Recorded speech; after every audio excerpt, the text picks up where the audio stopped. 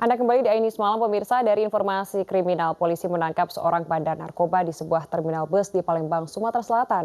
Dan penangkapan pelaku merupakan hasil pengembangan dari penangkapan kurir sabu di kawasan Penjaringan, Jakarta Utara.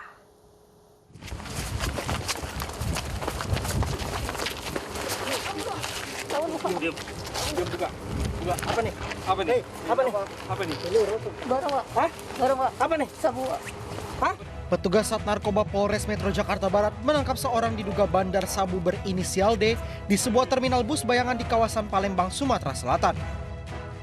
Pelaku ditangkap saat berangkat ke Jakarta. Saat digeledah, polisi menemukan 5 paket besar sabu dari dalam tas pelaku.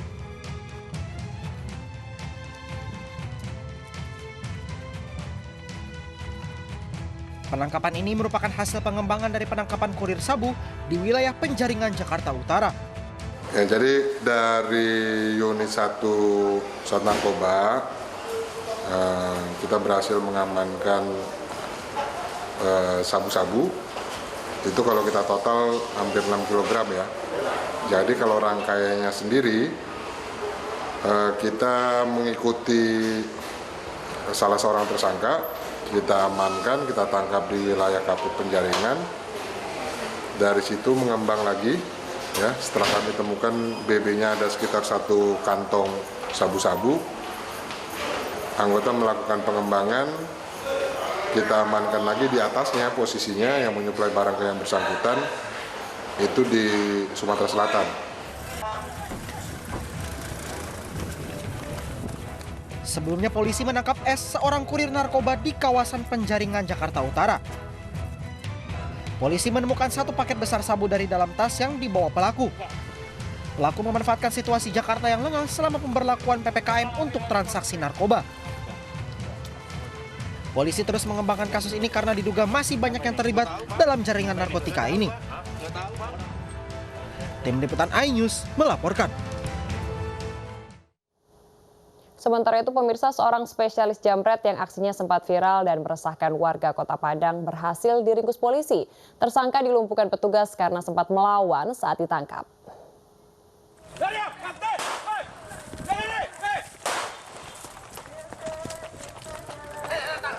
Tersangka Hen Kaliang, spesialis jambret yang merupakan DPO Polresta Padang, ditangkap tanpa perlawanan di area perkebunan pisang kawasan Tonggol Hitam, Kecamatan Koto Tangah, Kota Padang. Tersangka berhasil ditangkap dan dihadiahi timah panas petugas karena mencoba melawan dan kabur saat hendak ditangkap. Pelaku dikenal sebagai Raja Jambret. Dalam pemeriksaan, pelaku mengaku telah beraksi di 25 lokasi di wilayah Kota Padang dengan sasaran wanita dan anak-anak. Penangkapan tersangka berhasil dilakukan berdasarkan sejumlah rekaman kamera CCTV dari berbagai tempat kejadian perkara. Untuk pelaku ini telah melakukan aksi di berbagai macam tempat di wilayah hukum Kota Padang. Setelah kami lakukan penyelidikan terhadap pelaku mengakui ada sekitar 25-an TKP yang telah dia lakukan selama ini. Atas perbuatannya, tersangka dijerat dengan pasal 363 KUHP tentang pencurian dengan pemberatan dengan ancaman hukuman maksimal 7 tahun penjara. Dari Padang, Sumatera Barat, Budi Sunandar, iNews melaporkan.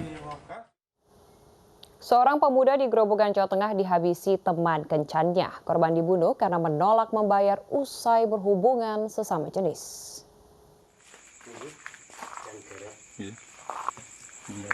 Di tempat inilah jenazah IA 19 tahun dibuang usai dibunuh teman kencan sesama jenisnya, JK 26 tahun. Korban dibunuh karena menolak membayar jasa pelaku usai berhubungan intim. JK, warga desa Terkesi, Grobogan, Jawa Tengah ini menusuk korban dengan pisau dapur sebanyak 5 kali hingga tewas. JK mengaku berkenalan dengan korban melalui media sosial. Selain menangkap pelaku, polisi menyita barang bukti sebuah pisau dapur serta pakaian pelaku dan korban.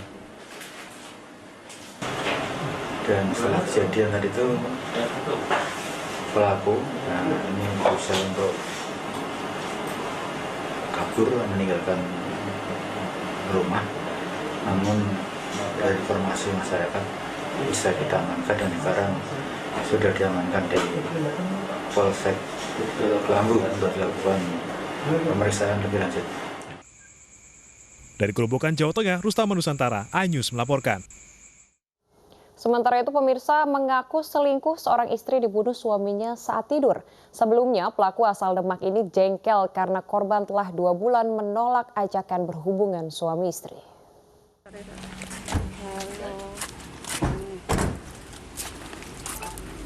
Tanpa perlawanan, Zaini, warga desa Mijen Kebon Agung, Demak, Jawa Tengah digelandang ke kantor polisi usai menghabisi istrinya Nur Hamidah, 37 tahun. Pelaku tega membunuh istri karena sakit hati dengan pengakuan sang istri yang sudah selingkuh. Modus pelaku membunuh korban dengan cara menunggu korban tertidur. Saat terlelap, pelaku menikam dan memukul korban dengan benda tumpul. Usai membunuh korban, pelaku berusaha kabur. Namun warga yang curiga melihat gerak-gerik pelaku segera mengamankannya. Tak lama petugas mengamankan pelaku. Tersangka itu melakukan pembunuhan kepada istrinya sendiri dikarenakan yang bersangkutan cemburu. Pada malam itu korban mengaku bahwa korban itu telah melakukan perselingkuhan dengan laki-laki lain. Pelaku sendiri dikenakan pasal 340 KUHP tentang pembunuhan berencana dengan ancaman hukuman 15 tahun penjara. Dari Demak, Jawa Tengah, Sukma Wijaya Ainus melaporkan. Pemirsa, hanya karena masalah kepemilikan mobil, seorang ibu di Semarang digugat oleh anak kandungnya sendiri. Sang ibu diminta mengembalikan mobilnya jika tidak ingin dikenakan biaya sewa.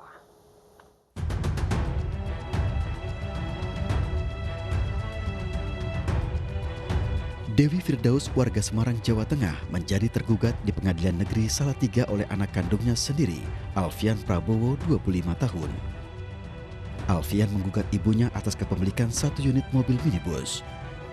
Kasus ini bermula saat rumah tangga antara Dewi Firdaus dengan suaminya retak.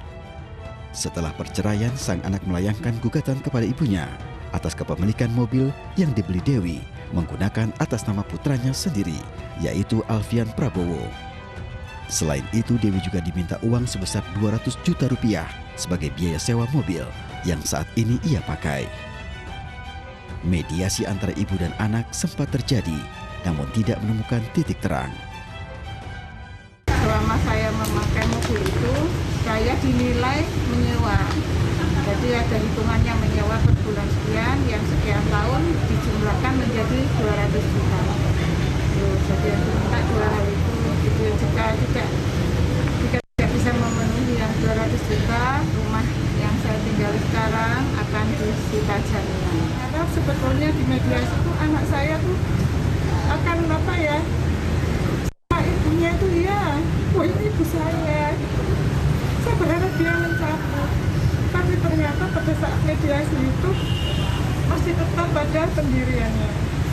Dia melanjutkan gugatan itu. Kasus gugat-menggugat antara ibu dan putra ini terus bergulir dan segera memasuki sidang pertama di Pengadilan Negeri Salatiga. Dari Semarang, Jawa Tengah, Wisnu Wardana, iNews melaporkan. Ya pemirsa, kasus anak menggugat orang tuanya bukan kali ini saja terjadi. Harta benda menjadi pangkal masalahnya, dan berikut liputannya.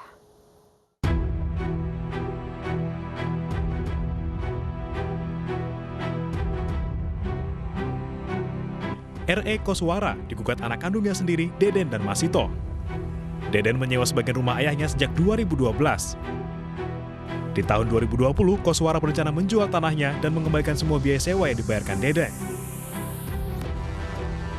Namun Deden tak terima dan justru menggugat sang ayah dengan angka yang fantastis, yaitu 3 miliar rupiah. Mirisnya lagi, Deden menunjuk adiknya yang merupakan anak ketiga Koswara, Masito, sebagai kuasa hukum. Namun Masito meninggal dunia sebelum sempat menjalani sidang.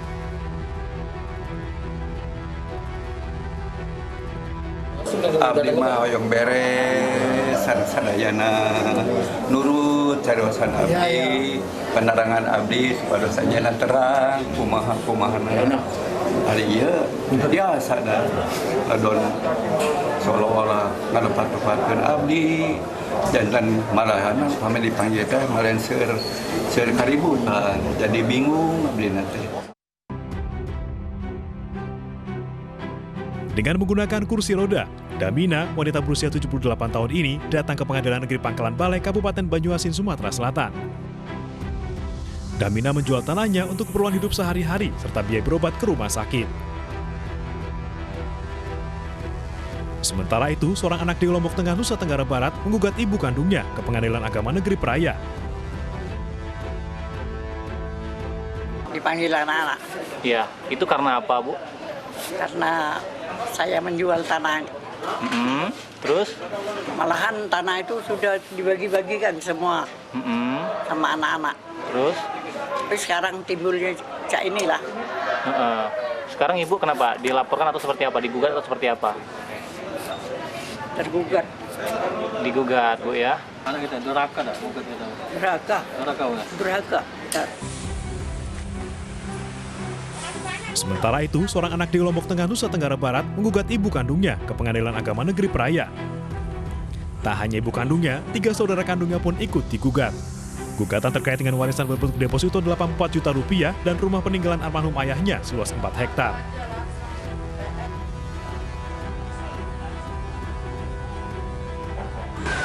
Ini Pengadilan Agama, ya siapa yang foto dibaca sama anak saya? Ini Ruli mak dia gugat, dia bilang. Yang digugat apa ini? Saya sama adik-adiknya. Yang deposito itu berarti yang digugat? Iya saya deposito. Saya nama saya tidak mau pakai nama anak saya itu, pakai nama saya. Kemarin disuruh minta maaf dia tidak mau. Saya tunggu di pintu, sengaja saya tunggu di pintu. Dia lewati saya. Saya tunggu di parkiran dia lewati saya tidak mau dia. Sebelum sidang berjalan, pihak pengadilan juga telah memediasi penggugat dengan para tergugat. Namun penggugat tetap bersikeras menggugat orang tuanya dan saudara-saudara kandungnya. Tim Liputan iNews melaporkan. Di tengah pandemi, warga Gunung Kidul, Yogyakarta justru berkerumun di Pasar Hewan Munggi, Semanu. Kami akan kembali saja, tetaplah di iNews Malam.